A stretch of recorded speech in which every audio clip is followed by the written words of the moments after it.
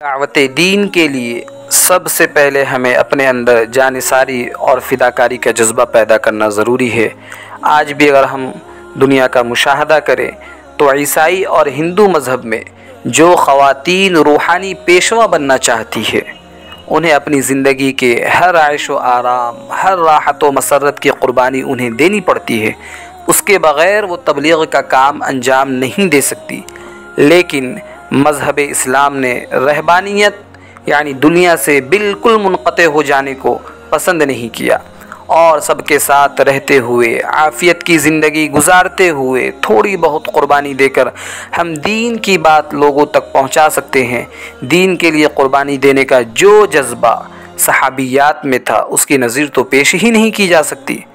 البتہ ایک واقعے سے کچھ اندازہ لگایا جا سکتا ہے کہ حضرت ام عمارہ انصاریہ رضی اللہ عنہا ان عورتوں میں سے ہے جو اسلام کے شروع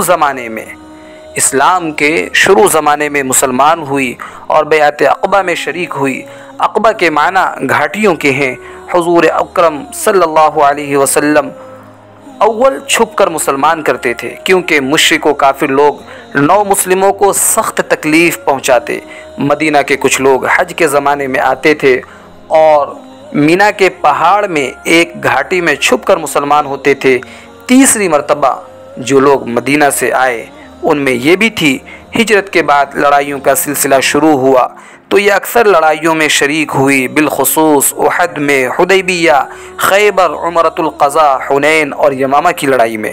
احد کی لڑائی کا قصہ وہ خود ہی بیان کرتی ہیں کہ میں پانی کا مشکیزہ بھر کر احد کو چل دی کہ دیکھوں کہ مسلمانوں پر کیا گزر رہی ہے، کوئی پیاسا زخمی ملا تو پانی پلا دوں گی۔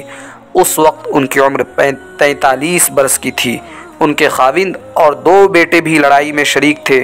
مسلمانوں کو فتح اور غلبہ ہو رہا تھا، مگر تھوڑی دیر میں جب کافروں کو غلبہ ظاہر ہونے لگا تو میں حضور اقدس صلی اللہ علیہ وسلم کے قریب پہنچ گئی اور جو کافر ادھر کا رخ کرتا تھا اس کو ہٹاتی تھی۔ ابتدا میں ان کے پاس ڈھال بھی نہ تھی، بعد میں ملی جس پر کافروں کا حملہ روکتی تھی۔ کمر پر انہوں نے ایک کپڑا باندھ رکھا تھا جس کے اندر مختلف چیتھڑے بھرے ہوئے تھے۔ جب کوئی زخمی ہو جاتا تو ایک چیتھڑا نکال کر جلا کر اس زخم کو بھر دیتی۔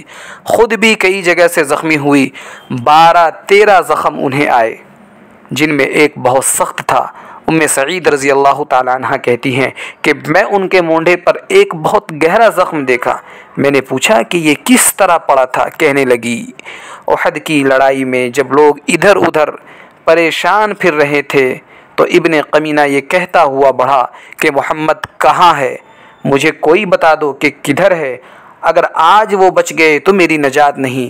مصعب ابن عمیر اور چند آدمی اس کے سامنے آ گئے جن میں بھی تھی۔ اس نے میرے مونڈے پر وار کیا، میں نے بھی اس پر کئی وار کیے، مگر اس پر دوہری زرہ تھی، اس لیے زرہ سے حملہ رک جاتا۔ یہ زخم ایسا سخت تھا کہ سال بھر تک علاج کیا مگر اچھا نہ ہوا۔ اسی دوران میں حضور صلی اللہ علیہ وسلم نے حمراء الاسد کی لڑائی کا اعلان فرما دیا۔ ام عمارہ بھی کمر باندھ کر تیار ہو گئی، مگر چونکہ پہلا زخم بالکل تازہ تھا اس لیے شریک نہ ہو سکی۔ حضور صلی اللہ علیہ وسلم جب حمراء الاسد سے واپس آئے تو سب سے پہلے ام عمارہ کی خیریت معلوم کی، اور جب معلوم ہوا کہ افاقے سے ہیں تو بہت خوش ہوئے۔ اس زخم کے علاوہ احد کی لڑائی میں اور بھی انہیں بہت ساری زخمیں آئی۔